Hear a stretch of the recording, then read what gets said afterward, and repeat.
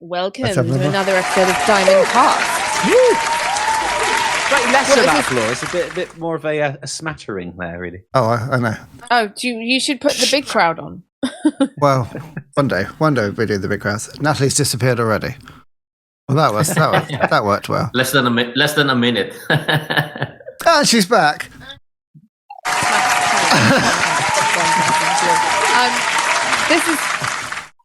This is episode 9 of Diamond Cast. We've made it to episode 9, guys. Wow, that's really impressive. That's like loads. I know, it's almost 10. We've got to do something good for our 10th. Oh, absolutely, yeah. We should admit we're cheating a bit today because we've pre-recorded this one. Yes.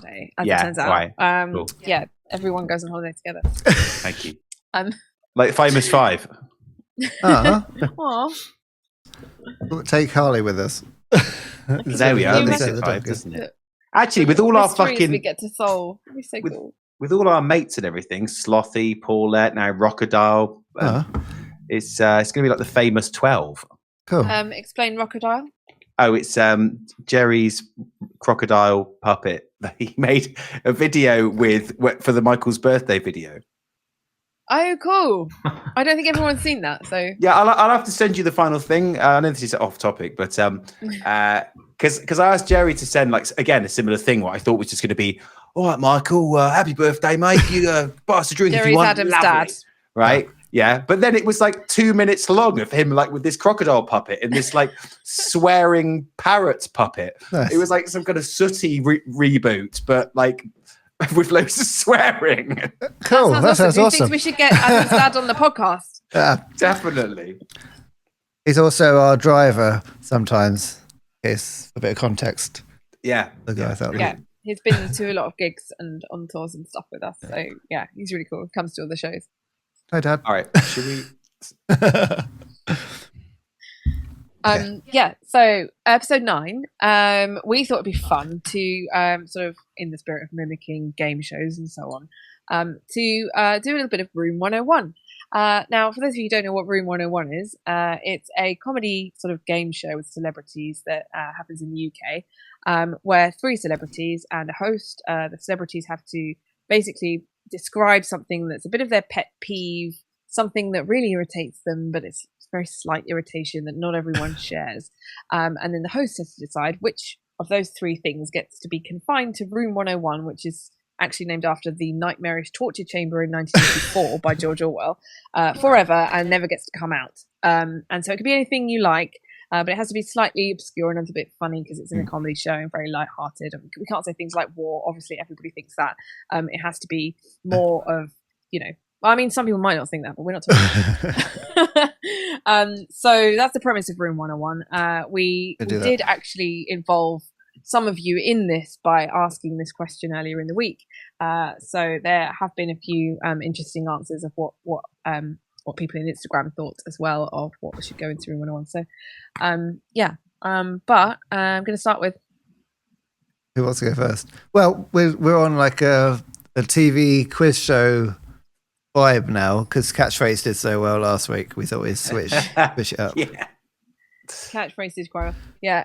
So yeah, Adam, do you want to go first? Well, I've got 2, so I can go first and last if you want.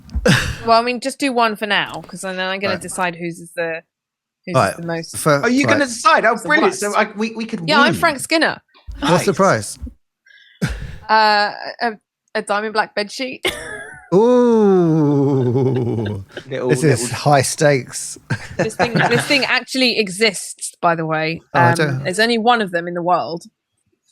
I need to add some more crowd noises to my soundboard if we're going to do quiz shows all the time. Have you got a crowd going, woo? I know, that's what I just thought, yeah. Or like the unveiling of the speedboat prize. Kind of thing. In The Price is Right, when it's like the showcase showdown. Oh, that's good. I used to have crickets because we had lots of dead air, but now we upgraded. I need some crowd ooze. Get rid of the crickets. We ain't got any dead air anymore. Don't need them. Right. All right. You go. Well, am I going first? Okay. Yeah. So if I had to put something into Room 101, which is the thing that annoys me more than anything in the world, it's the fucking weather forecast. I hate the weather forecast so much. It's so annoying, right? And I don't mean like knowing what the weather is. I mean on TV, the weather forecast. It's such a waste of my life, right? It's on before any decent show you want to watch, and you're just forced to watch it with your parents when you're like 10, and they always care about it. And it's like, it's on all the time, right? And I don't care what the weather's like in places that I'm not, right? Sorry, Scotland, but I don't care what the weather's like in Scotland when I'm in London, right? It's just so infuriating. It's like, and it's so vague, and they get it wrong all the time, right? And it's like, if I was traveling, well, then I'd be in a car or a train or something, so I don't care what the weather's like anyway. If I was going to like an outdoor event, well, I'm not gonna cancel it because of the weather forecast.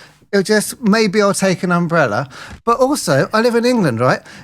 In winter, it's cold. In summer, it's warm. Like, I don't need you to tell me this shit. It annoys me so much. Right? My nan would watch it all the time, and she didn't even leave the home, right? It's like, it's just, the weather forecast just has wasted so much of my life. These little 5-minute increments of wasted life, they just annoy me so much. There's no redeeming thing, right? And also, it's still on telly now, right? I've got an app. I've got a window. I've got a fucking window, right? If I want to know what the weather's like, I'll look out the window, right? Or if I really care, then I've got, Apple Weather or whatever. But I don't care because it's all rubbish. And they get it wrong. Fucking Michael Fish, right? Well, Michael Fish is never going to live that down. That was in 1987. Yeah, the biggest storm in British history. And the night before, he's like, it's not going to storm.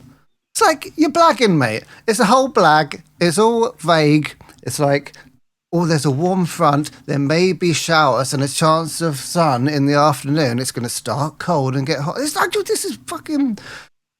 Anyway, yeah. Weather forecast. Okay. Really Vincent, I'd love to hear your reactions to that. What I really resonated with me on that was the thing that's on the telly or the thing that you actually want to watch, right? And how you have to endure it.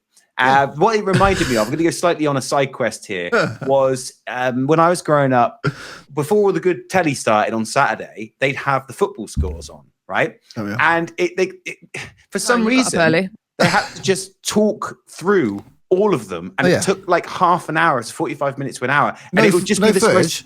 No footage, just like a chart on the screen and a bloke going, Bolton Wanderers 1, Sheffield Wednesday 2, and this would. That's go why on you like spreadsheets. But then I shouldn't like them. And it was literally like a spreadsheet on the screen, and just this really monotonous voice. Because you think it's about cartoons are about to come on when you go on a spreadsheet. Yeah, that must be why I like spreadsheets. Because I think then the cartoons are going to imminently. That's what happens afterwards. It doesn't. But yeah, so that reminded me of that, like having to endure something really boring to get to the good thing. Which is a good life lesson. There's a really good. Yeah, it is actually. It's a good. You have to do the. What was it? Delay the fun by doing the boring thing. There's a great George Carlin sketch where he's talking about how people use words to sound more important than the thing really is. And when he's talking about weather, he goes, they'll talk about an approaching rain event. A rain event? I got to get tickets for that. Exactly. And he does his whole brilliant sketch about how language is used. And he does this one about how he's talking about like when you're at the airport and they go over the speakers. We will now start the pre-boarding process. And he's like, they just mean getting on the plane. Yeah. Why does it have to be called the pre-boarding process? But yeah, he's a brilliant sketch, and you should definitely look that one up. So that's what resonates with me, is just like the having to endure something boring to get to the fun bit. What about you, Vincent? Are you got any thoughts about the weather on telly? Well, I don't mind the weather too much. I just don't like it when they get it wrong. When they say, yeah, it's not going to rain. Sometimes I check it online as well, obviously. But even online, they get it wrong. I check it. Okay, it's not going to rain. And then I go out. It fucking rains. You know? So, like, what's the point? You didn't bring the umbrella. Yeah, exactly. I didn't wear the right jacket or something. Be like, I was going to go to this, zoo this weekend, but it says it's going to rain. And so let's go next weekend, and then it doesn't rain, and then you've wasted a weekend. It's like it's When just have like, you ever not done something because of the weather forecast? You hate the weather forecast. Okay, maybe not me personally, because I hate the weather forecast, but my parents have made different arrangements because of it. It's just so annoying. Yeah, and I also don't understand why sometimes I check it the day or on the day or a few hours before I leave, and they still get it wrong. Surely, if you check it 2 days before, it's gonna be sunny on Wednesday, and it's still Monday. Maybe they get it wrong, but when it's really, really close, like the next day, and they still get it wrong, why? Why get it wrong? It's a scam. It's a Ponzi scheme. It's a fucking grift. I hate the weather forecast. I think the most annoying thing that I do is I look at the weather forecast for a day that I'm going to do something outdoors, like go to a festival or go to an outdoor gig, and it's 2 weeks in advance, and I'm like, oh, it's going to be 25 degrees. Yes, what a great day. And then it gets obviously to the time, and it's 21 degrees and cloudy and rainy. But I've spent there the anyway, last 2 weeks so being it's excited all irrelevant about information. It. No, it is irrelevant. It's totally irrelevant information because when I get there, I'm going anyway, and I don't care about the weather because I'm going to a gig that's fun. Well, I don't hate weather forecasting per se. I specifically hate the television one that interrupts my enjoyment all the time. Have they completely over-egged it as well? So it's all sweeping camera shots coming into the studio and big orchestral hits to suggest how important this is. It's just the weather, but it's they've made it really cinematic. Yeah. And it's rubbish now as well. So back in the day, there'd be the weather girls would be like, I'll cut this bit out. I'm just going to say that. Let's move on. You were going to say back in the day there were attractive weather girls. Back in the day we had Michael Fish, remember? Oh, there you go. And you used to have the guy that on this morning that jumped over. Fred from Richard and Judy used to jump across the floating island. Yeah, which is actually in the city where I live. That is. Oh, that was fun. I didn't mind that. That was a peak weather forecast. Well, it was 3D, wasn't it? It was fun. On the actual map, he had. Because you want him to fall in. Of course. Yeah, every day you watch it and you think he's going to fall in, but he's not because he's a pro. He's been doing it for 25 years. But you still watch it and think he's going to put 1 foot wrong. Boom. You want to see Fred fall in the water. It must have happened. That's why everyone watched it. It must have been the outtakes. Oh, no, because it was live. I've got some other good ones if we can. Go on then. That was my entry. It's good. It's good. We'd love to know what people in the chat think. We'd love to know what everyone watching thinks. That was my entry. I need a woo. Okay. Ben, here we go. So before you go, everybody else who's watching this, please leave a comment and tell us what you think about the weather forecast. We are really keen to know. Okay, Ben, you're up. Black in this podcast. Something that has taunted and menaced and mocked me for the entirety of my life has been putting the duvet cover on the duvet. Oh, that's a good one. That's a good one. There is. That's a good. Wait, you can have that. That's a good one. That is really annoying. Okay. Now, I've watched YouTube videos about how to do this. And there's all these different techniques. You watch it, and they find this magical way where, you put this corner here, and and then you put it inside out, and then suddenly it's just on. And I try all this stuff, but no matter what happens, I always find myself getting inside with the duvet, and then getting really claustrophobic and scared as I'm and then, having coming out again. And it's sort of half done, and half it's falling out, and then I put it in the wrong way. And I think I've literally spent years of my life putting duvet covers on. And I still haven't found a foolproof way. And I've seen other people do it, and they just do this inside out thing where they flip it and then it's done. So that's definitely one for me. And I can't believe in 2024, there's not just a button you can press and it just happens. Yeah, that turning inside out technique, it didn't work. I can't do it. It does work.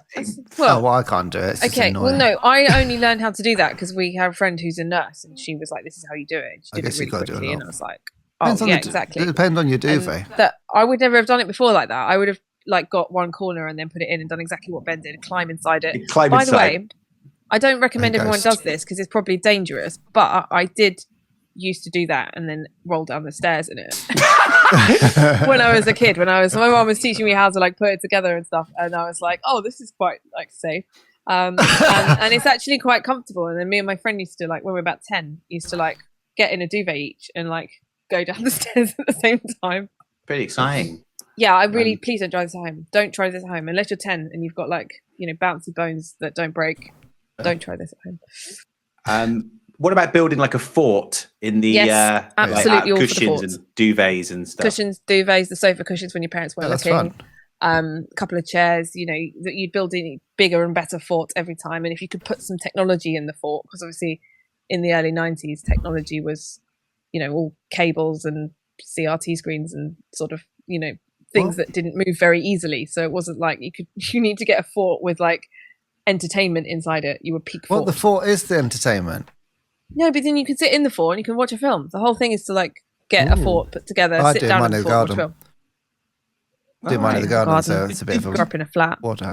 Did you ever do that, Vincent? The whole like building... Well, we used to call it a base. We used to call it a base in the front room out of duvet cushions and chairs and like blankets and stuff. Did you ever used to do that? Yeah. Me and my friends, our brothers, we did something like that. Like we made it to like a fortress.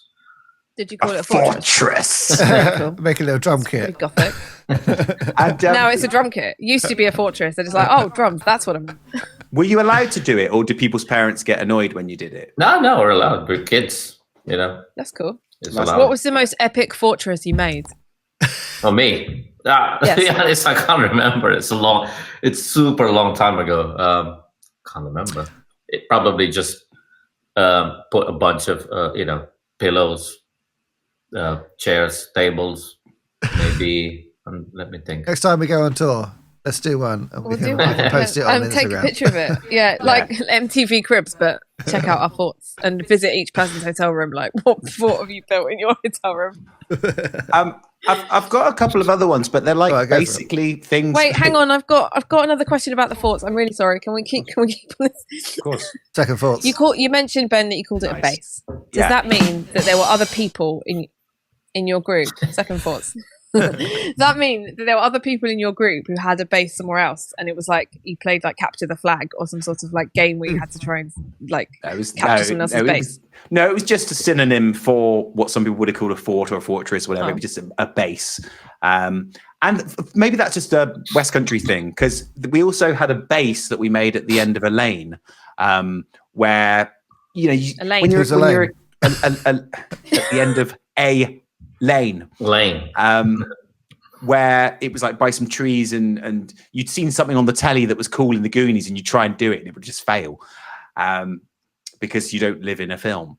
So that would be a base. I love to think that Ben's childhood is literally the Goonies or like Stranger Things. Yeah, pretty much is. Yeah, cool. That's what I imagined Ben's childhood to be, like riding around on bikes and like building. I did have finding mysteries. I did have a BMX with like it had what was called stunt spokes on it, so the big yellow plastic ones rather than the metal ones, and it looked amazing. It was so retro and brilliant. So I've got, if we're ready to move on from the forts, yeah, we can move on now. I've got another one, which is a pet peeve, which is basically something. It's just aimed at me, which is I've got this really bad habit of when I get out of the van or a car in the parking lot of a like a service station or a like a retail park and walk into the thing, I never bother to remember where the car is. And then I come out and I'm like, I've no idea where the car is. I haven't bothered. And every time I forget to remember where the car is, and I have to style it out because usually like you lot are waiting for me. I think, right, they're going to see me walking, looking all confused. So I have to somehow find a way of finding the van without looking like I've lost the van. You do that. Didn't that happen in one of the ferries? Yeah, on the recently? ferry. We're about to leave, right? We're about to exit the ferry. And yeah, so when you actually like it, same thing. Get out of the van, just wander into the ferry. Don't bother to look where it is. So that's definitely a peeve that I've got at myself. I seem to. I'd say that's a peeve for all of us. yeah. You have to like wait for me to turn up.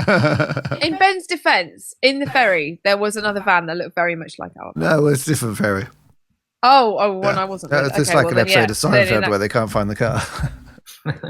Yeah, I mean the ferry thing is slightly more excusable because it's when you come down the stairs and you're suddenly in this underground parking lot with loads of massive roaring trucks, it can be a little bit intimidating. But just the retail park and just not bothering to remember where the car is. So that's so definitely excited by all the shops. It's like ferry time. Yay!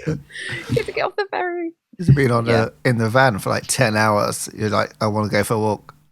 Yeah. You don't really think about it. So, Adam, Yeah. do you want to do another of yours? Oh, Vincent, what's your one? No, you go ahead, man. Ah, I can't think of anything. Vincent's is being put on the spot. I don't dislike. Yeah, I don't dislike. Your one is me putting you on the spot. This is quite a poignant one for Vincent because Vincent's pet peeve is being put on the spot in podcasts specifically. Yes. I've Like got this. okay. My second one. I know this is also TV related. Most of my things are. I'm quite a happy person, but most of the things that annoy me are TV, and especially advertising related because I'm advertising agency. I fucking hate it when people just start dancing in adverts for no reason. Right? I don't mean like if it's a choreographed thing. I mean like I've just got a new fabric softener, and then they're like da-da, and do this whole dance routine, or like, oh, I've got a good deal on car insurance, and then everyone starts dancing, or like, have you tried my new, I don't know, what's like measuring tape, and it's like, wow, it's the best measuring tape. We better all start dancing, and it really annoys me because no one in the world acts like that. No fabric softener is so good that you're going to start dancing, especially choreographed, and it's just fucking lowest common denominator advertising. Sorry. So I get what you mean. It's sort of like a lazy thing to do. It's lazy advertising. And then they all dance. Okay, wicked, Yeah, it's really annoying, and it's always for something that like you wouldn't dance about. It's not like well, I don't know, something that will actually make you dance classes. But it's like something rubbish. Like, oh, it's Febreze. Oh, it's so lovely. Or just like something stupid. I've got like, a new song. I don't know. I'm trying to think of some innocuous thing that people dance to in adverts. Anyway, that's one. That's a good one. Well, Yeah, adverts are so they're so surreal and abstract mostly now. If you think back to like the 50s, it was full on, hey, what are you doing there? I'm looking at this thing. Wow, you should look at this thing instead. No, I think it's the opposite. I think like in the 90s, they were surreal and abstract, right? Yeah. They were really, really good and like weird and like pushing, and you think stuff. Now it's just like, I've got a product. How can we make people think it looks fun? Let's have some people dance when they use it. And that's basically, that's the meeting. Is what annoys you the dancing, or is what annoys you adverts with not much thought behind Well, it? yes. compared Yeah, to I don't mind the what we grew up dancing on, so much. which I is mind, yes, you're right. I mind it the insults me luxury as of a having someone that works like in advertising. adverts used to be like a miniature film. Like Yeah. they'd have a beginning, a middle, and end, and the end would conclude in a way that you go, "Oh, that was interesting," or Yeah. "Ha ha ha," or like there was some kind of punchline to the end of adverts. It was much more of an art form, whereas now it's like, how do we make people look at this product compared to all the other things they're looking at, including their phone and their laptop at the same time as this Fair advert? Fair point. And it's annoying. So I think having smart devices has probably influenced the lack of creative filmmaking in adverts. Adverts have so much more competition because it used to just be we'd sit and look at the telly and that was it. But now, which was actually exciting. I remember as a kid, I used to like the adverts more than the TV. I remember thinking, did I. I said, love they're the fun. adverts because they're just like mini little stories. My mum used to say to me, like, she'd be talking and then, she'd be watching a program and then she would start trying to talk to the family when the adverts came on, and I'd just be staring at the adverts like this, and that's it. Yeah, they were imaginative. And she's like, why do you just watch the adverts and when the program comes on, you start talking again? And I'm like, the weather because the forecast adverts are comes good. And like the program was boring, but the advert was good. And so it demanded 3 minutes of, 1 minute of your time, 30 seconds of your time. Whereas the program was like, an hour. Who's got an hour? Well, yeah. I think a part of it is like what you said is it's a lot more difficult to do adverts before, so they really think about stuff and plan the whole thing, like doing a short film. Now it's probably had more quite money easy as to well. have.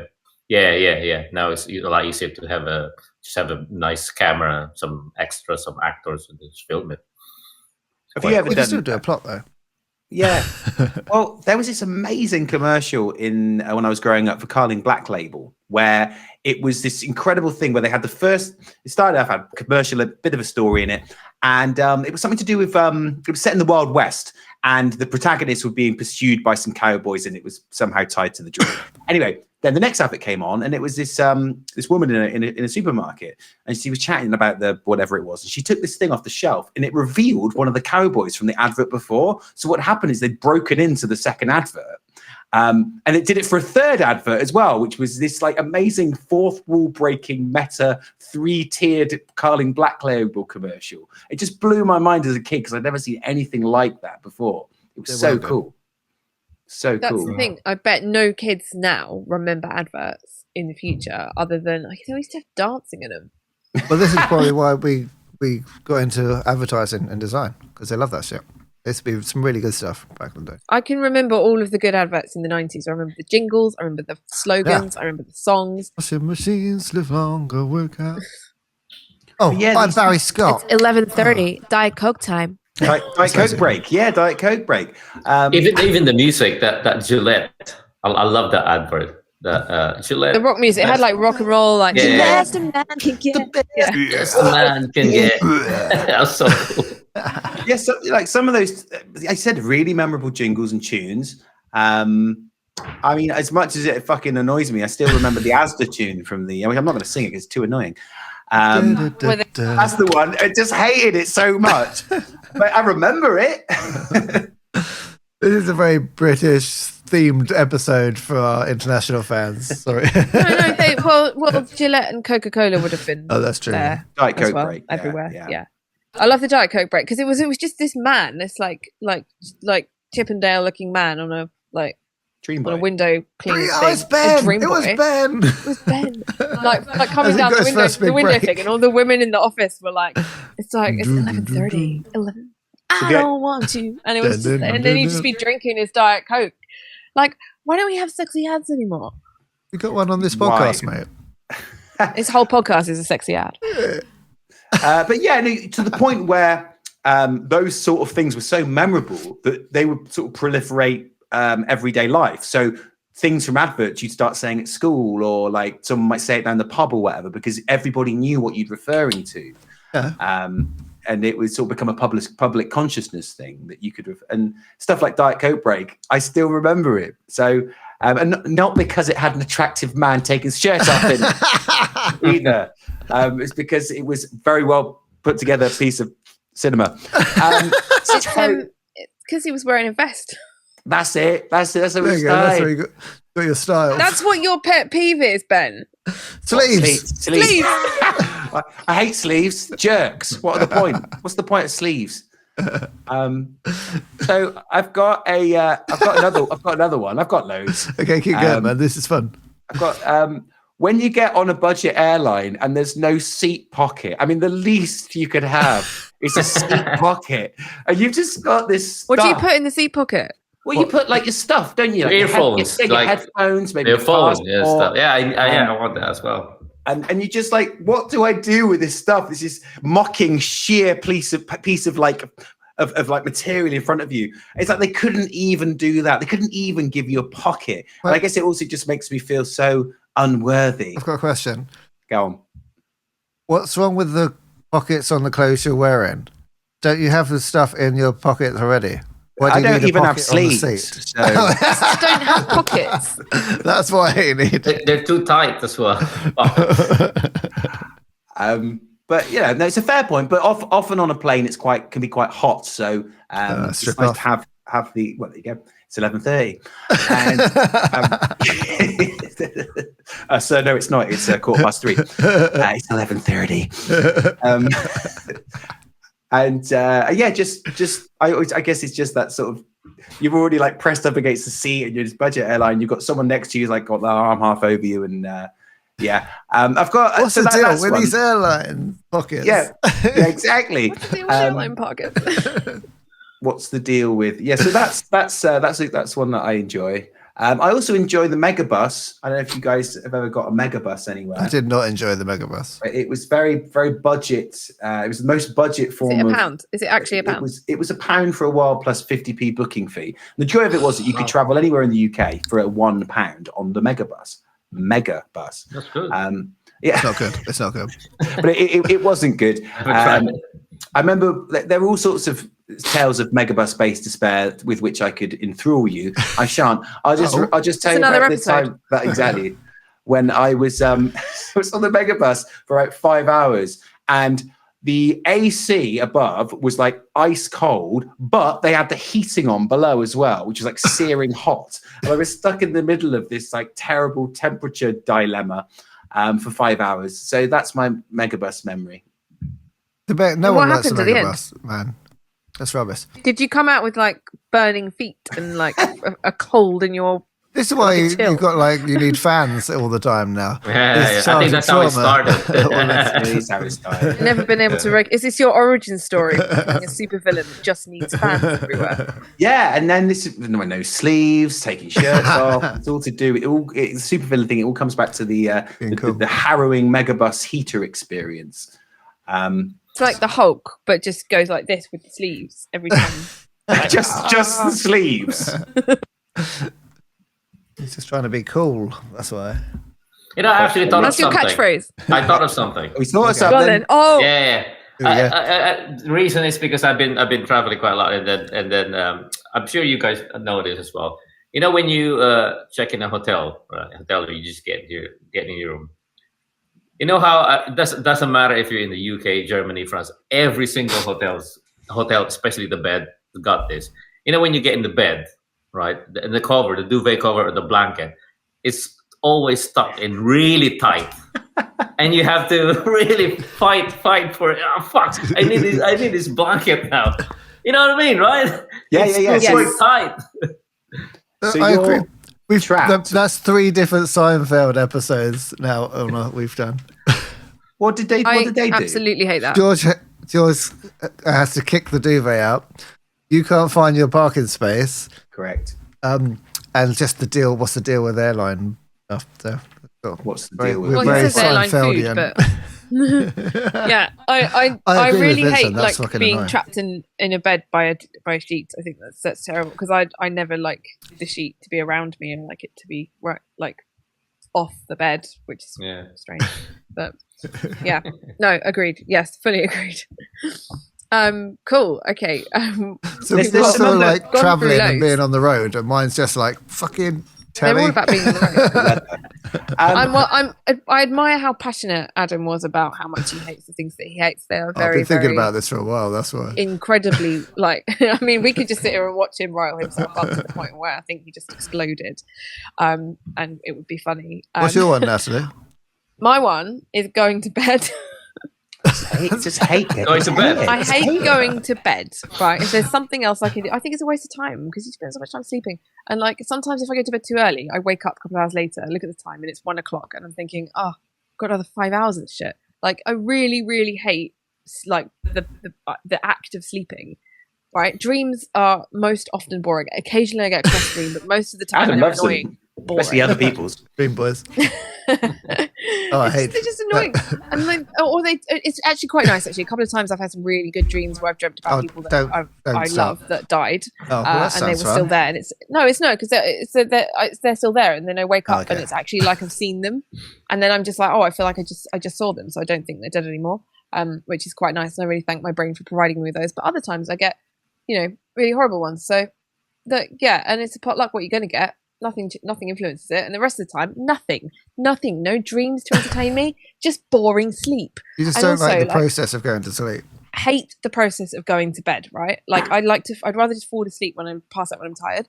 Like I don't like the ritual of having to get ready for bed or put pajamas on or brush your teeth and all that stuff. Like I literally just would like to be like working and doing something, fall asleep, wake up and carry on. Right? Like I don't understand this whole process of having to lie down in a bed, go in a different room. And all that stuff. Like, if you give me an option, this or go to bed, I will always choose the thing that's not go to bed. Hate it. 3 bed-related peeves on the for 3 different I people. guess waiting for the invention of the Natatron that can just be turned off, that can be just be like powered down and powered back up again. Exactly. Yeah. For like full potential work, creativity, productivity. Yes, that would be the ultimate. Yeah, that'd be pretty Not good. to get tired and just to carry on and power through and not have to worry about these stupid. Don't you like follies. it? Don't you like it when you have a really terrible dream and then you wake up and it's like, fuck, it's not real. Amazing. Like, don't you I'd ever get rather some just joy not have from the that? terrible dream. No, I don't get joy from it. I get relief, insane relief. Like sometimes I wake up and I think, and I've dreamt that, the other day I dreamt that I was like, no. The other day I dreamt that I'd done something really naughty and I'd basically got sentenced to prison for 6 years. And so I was going down to prison. Wow. And I was saying, it was really vivid, like it's really happening. And I was saying goodbye to everybody. And I felt like, I was going to, some people that I love are not going to be there anymore by the time I get out and all of that. And it was really, really awful. And I was crying and everything. And then I woke up. I was like, I didn't do the thing. I didn't do what it was. Yes. Oh my goodness. Like, wait, I've still got time to repent and to not do it. I can't remember what the thing was though. Okay. Very quickly. Ben's got one last one. Yeah. I've got one which is I'm trying not to sort of single out anybody or a type, but it's when someone does a wheelie on their bike down the pavement, and you're just like, what's the point? Why are you doing that? And it's just slightly dangerous and annoying. I just find that just a real kind of why. Having fun.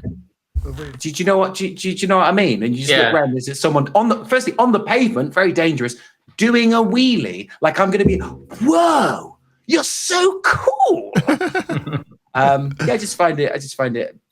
Maybe I'm just jealous. It's probably what it is. How many people, when they see that happening, think, "Go on, fall off"? Well, yeah, that's why it's annoying because you want them to fall off and they don't. The only other one I've got, which is another outside-based one, is when I think I've left the door open, but I only remember when it's kind of too far I've gone too far away to go back, and then I'm sort of living with that anxiety of.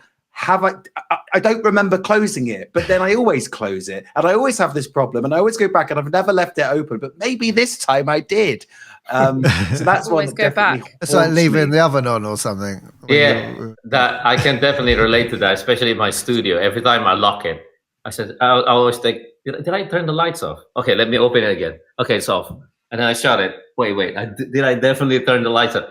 Sometimes I go back there like 3 or 4 times to check. And it's definitely off. It's definitely off. And I keep locking it. It takes so much time. Do it with hair straighteners. Hair straighteners is the same.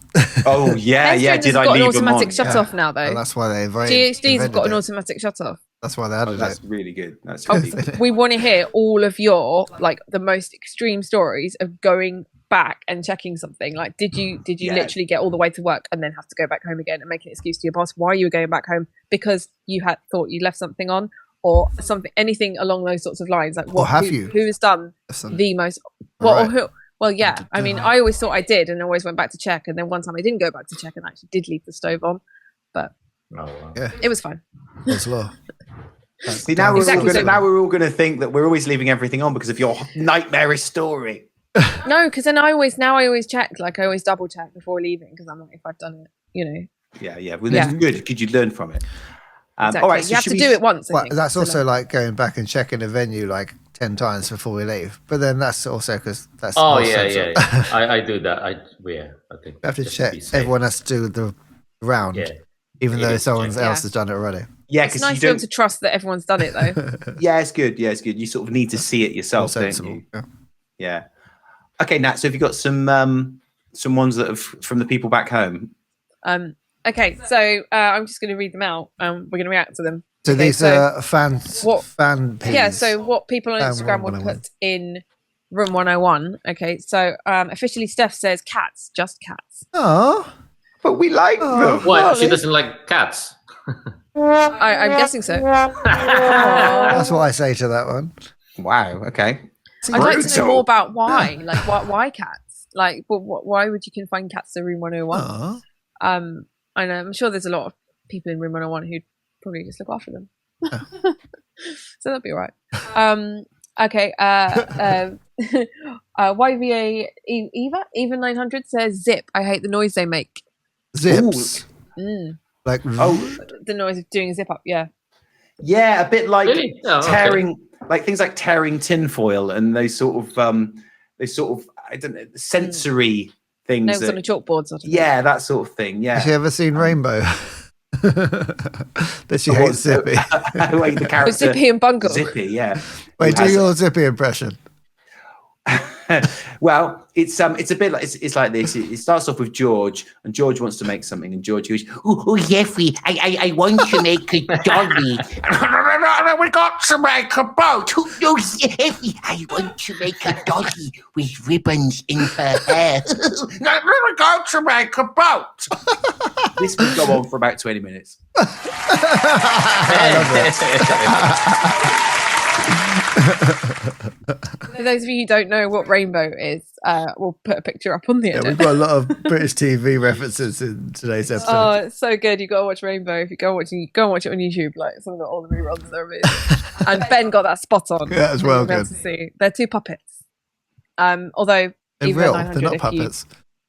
Sorry, Eva 900. If you don't like zips, he doesn't ever undo the zip, so it's okay. So Lacey says slow walkers. It's particularly when they just stop in front of you because they're like looking at something or they're on the phone or whatever. Just that's brilliant. Yeah. I think if somebody's walking slowly because Oblivious they're preoccupied walkers. with something else, I'd say oblivious. Yeah, like not necessarily like slow walkers because But there's also people slow down when they're on the phone, and you're like, I can tell that person in front of me is on the phone. Yeah, that's different because they like slow because of the distraction. Use the phone, but they're or learn to walk. And phone definitely a lot of slow walkers in central London, Camden, Waterloo. Yeah, it's because probably they're looking at the place thinking, it's tourist. This isn't as good as I was told it was going to be. Okay. So next, Alpha Delta Recording says flip flops, or if you're in Australia, thongs. Flip flops. Flip flops. Flip flops. Depends on the situation, right? With socks. Like really? No, we're going around the pool. Crocs are worse. Oh yeah, I I'm can't looking do at you, Mum and Dad. Universally hates Crocs. Definitely. I mean, they're so uncomfortable. They're really, really uncomfortable. I've tried some on once because I thought maybe that they'd suit me at some point. It looked like the sort of shoes that if mushrooms were alive, they'd wear Crocs. Yeah, Mushrooms. What, like just a mushroom in a pair of Crocs. Yeah, like they're the shoes that mushrooms would wear if mushrooms wore shoes. There you go. Not that I think that's aesthetically what they look like. Like Toad from Super Mario should wear them. Yeah, exactly. Yeah. I fucking hate Toad as well. He's a dickhead. I hate Toad a lot. I agree with that because he's got such a whiny voice. No, he's a goodie. He's just a job's worth. He's a job's worth. Yeah, totally. You probably like him, Ben. He's got spreadsheets. Got some really good ideas. In the Super Nintendo adventure books, he's described as the loyal mushroom retainer because he just does whatever the Mushroom Kingdom, the king and the princess want him to do. He's a job's worth. So he's a job's worth. It's true. Yeah, so flip flops. I hate the bit between your toe. I don't like that. I wouldn't want to wear them. I like to wear flip flops that have the, just the strap over the top. Yeah, because that's just really painful. Yeah, that's all right. That's a slider. Sliders are better. But not like a plastic one, like just a normal one, like not a pool slider. I mean, I've got them as well, but that's for swimming pool, for the beach. What's the difference? Oh, well, because this is a minefield. Well, any, I think what flip flop is categorized as any shoe that, like, when you walk, it goes flip flop. Yeah, flip flop. That's the onomatopoeic shoe. Good word. Okay, what else? Well, what else? Yeah. Okay, so Dano de Diablo says tax fraud should be legal. What a weird statement. It's not really a pet peeve. It's more just like a wish list. Yeah.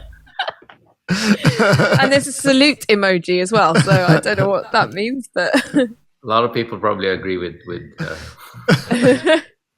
I'm going to cut out in a minute. It should be. Yeah.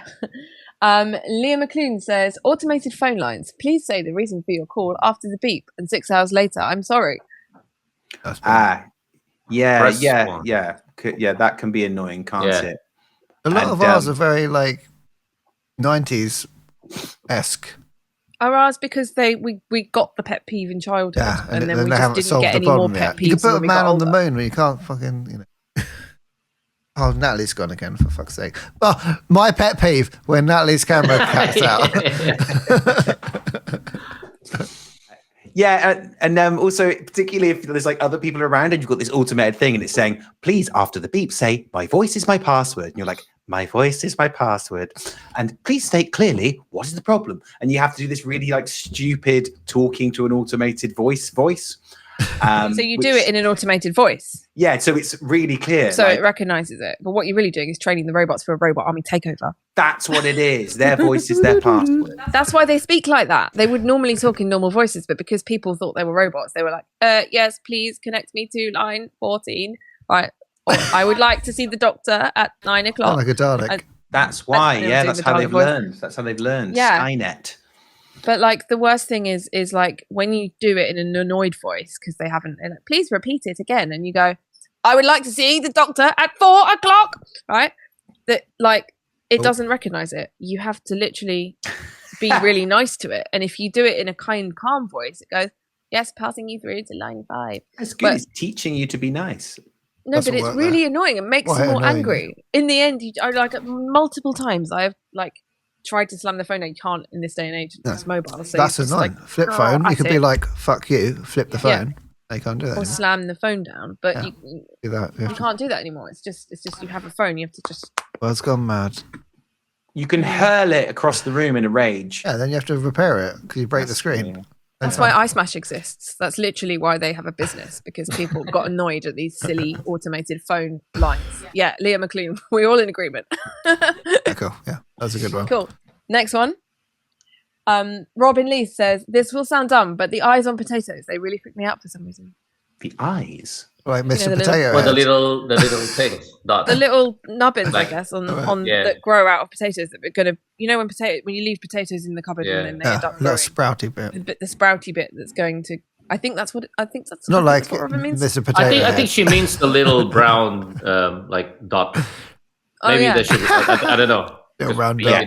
The little dot. Yeah. Like I don't know. Maybe I want to know more. I want to know more about this. Like, does this stop you from eating potatoes? Does it stop you from buying potatoes or keeping them or storing them? Or is it like I bought potatoes, I must eat them today in case they grow?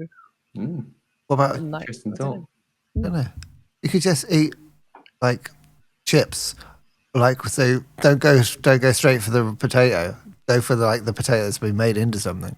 You someone else has dealt with the eyes. It's probably a good way around it. Good workaround. Good workaround. I like it. Yeah. And we've got Bonkers Becky who says people who pick up healthy roaming cats and take them to the vet.